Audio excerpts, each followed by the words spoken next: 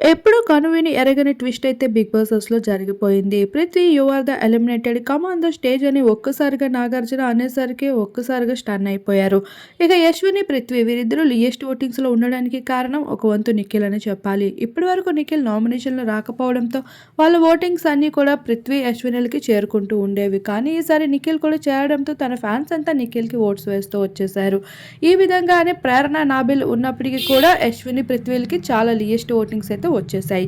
ఇలా double elimination ట్విస్ట్‌తో అయితే పృథ్వీని eliminate చేస్తూ కమ్ ఆన్ ద స్టేజ్ అనేసరికి ఇక స్టేజ్ పైకి అడుగుపెట్టి చాలా ఎమోషనల్ అయ్యాడు పృథ్వీ.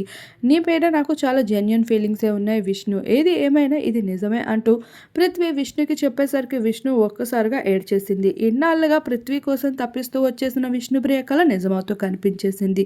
అయితే ఇటీవల జరిగిన ఆటో టాస్క్‌లో రోహిణి అయితే ముందు నిఖిల్‌కి ఆ తర్వాత పృథ్వీకి అనుకున్నావు కదా విష్ణు అనేసరికి ఇక పృథ్వీలో ఇంట్రెస్ట్ తగ్గిపోతుందని అనుకున్నామే గానీ పృథ్వీకి అయితే విష్ణుప్రియ పైన ఇంకా ఫీలింగ్స్ ఉన్నట్లు స్టేజ్ పైన చెప్పుకుంటూ వచ్చేసాడు.